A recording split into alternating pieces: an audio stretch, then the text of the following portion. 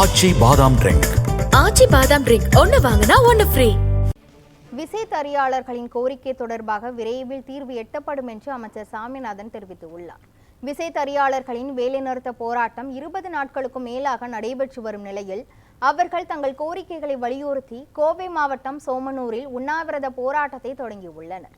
இந்த நிலையில் திருப்பூரில் செய்தியாளர்களிடம் பேசிய செய்தித்துறை அமைச்சர் சாமிநாதன், தற்பொழுது சட்டமன்ற கூட்டத்தொடர் நடைபெற்று வருவதால் காலதாமதம் ஆகிறது என்றும் விரைவில் விசைத்தறியாளர்களின் கோரிக்கை தொடர்பாக தீர்வு எட்டப்படும் என்றும் தெரிவித்தார்.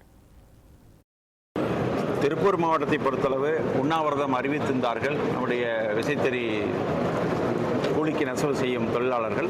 அவரிடத்தில் பேசினோம். சட்டமன்றம் நடந்து கொண்டிருக்கிறது, அது குறித்து விரைவாக தொடர்ந்து பேசலாம், எனவே கால அவகாசம் தாருங்கள் என்று சொன்னோம். அதை ஏற்றுக்கொண்டார்கள்.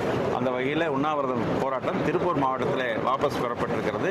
அங்கே சோமனூர் நடைபெறுவது என்னுடைய அங்கே மாவட்ட ஆட்சித்தலைவர்கள், நம்முடைய மாவட்ட ஆட்சித்தலைவர் அவரோடு தொடர்பு கொண்டு அதையும் அவர்கிட்ட பேசியிருக்கிறார்கள்.